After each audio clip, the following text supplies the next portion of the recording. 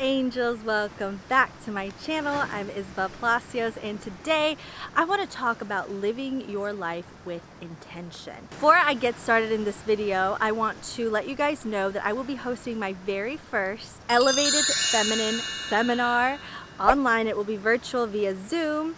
And as many of you know, those of you who follow me on Instagram and also Goddess Reset students of my Goddess Reset program, you guys remember the Heal to Love seminar. I held 2 of those. Now this is a whole new concept. This is brand new. It'll be an hour and a half talking all about how to decide your goddess energy and stand in your goddess energy to elevate your life, whether that's dating, whether that's career, whether that's financial, whatever it is, using the goddess energy to elevate you and to see your femininity as a superpower. So it will be an hour and a half seminar live with me as your host. And at the very end, we will have a Q&A session where you are free to ask any questions that you may have. And the entire session will be recorded, so if you want to go back and replay it or you missed it, it will be emailed to you. If you want more information, more in depth on what the Elevated Feminine seminar will entail, all the information is down below in the description. Spots are limited, but I will have an early bird special for those of you who get your tickets early and quick, because I want you guys to join and I want you guys to be there because this is so exciting. So that being said, let's get in with the video. Living life with intention and making decisions. I often hear a lot of women, especially young women in their 20s, 30s, don't know where to go, or they fear change, or they fear going after certain things, or they feel like everything is really difficult. They feel stuck, they feel stagnant. I like to live my life, as many of you know, as if everything is rigged in my favor.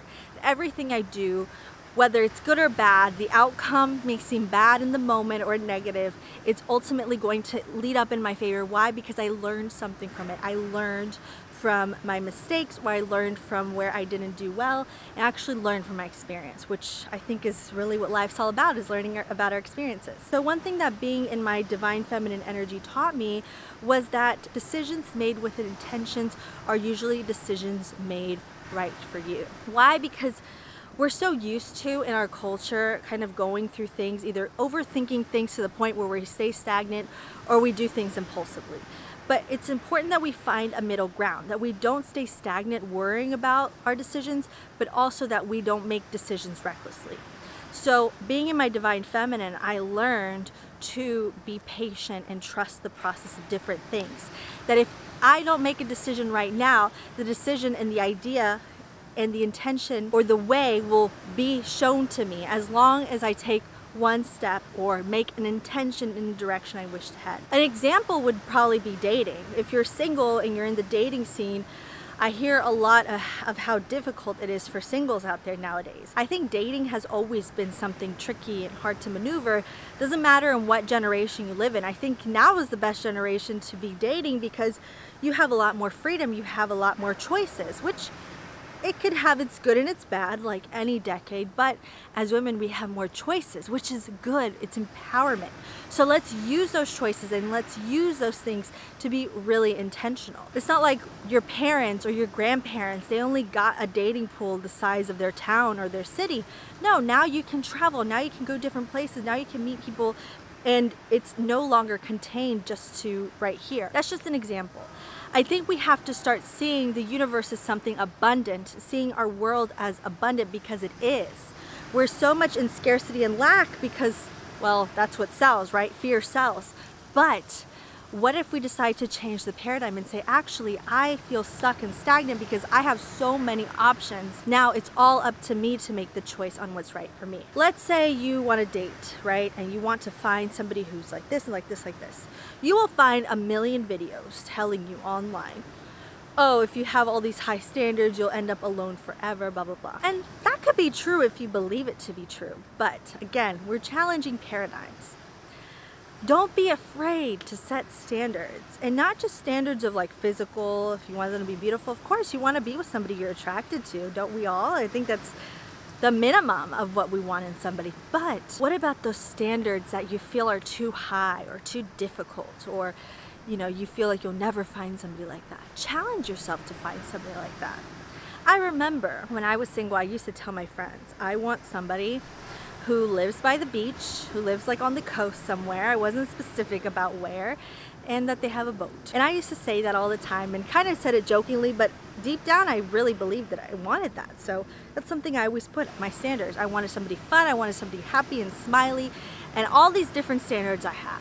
And what do you know, my fiance, he has all of those standards. He has all those things that I wanted in somebody and more. And I never limited myself. I never got desperate for him. I just made sure to stay clear on my choices. Anybody who I dated or who came near me wanting to date with the intention of dating me, I made sure to ask myself, is this person somebody I do see myself with? If not, I wasn't afraid of saying, hey, not interested, or walking away from it, or whatever it was. Right? And I was very, very exclusive. I didn't really date much. I just didn't give my energy until I met him, and I realized, wow, he is somebody that I see myself with, that I enjoy being with, and I have fun with. So challenge yourself to set standards and set intentions. Before you go on a date, make your intention, I want to get to know this person and know if they're right for me.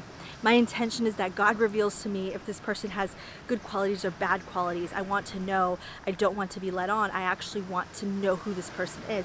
Set those intentions. Set the intention before you go on a trip that you're going to meet the love of your life, right? Set these crazy intentions and play with life a little bit. Have fun with the universe a little bit. Have fun with creating, and know that it's in your divine feminine power to be a creator. It's natural. You don't have to do any kind of manifestation technique or anything like that. Literally, your intention and your energy is the creative womb energy, and that is what is creating your reality with you, right? So decide. Don't be afraid to set standards, ladies.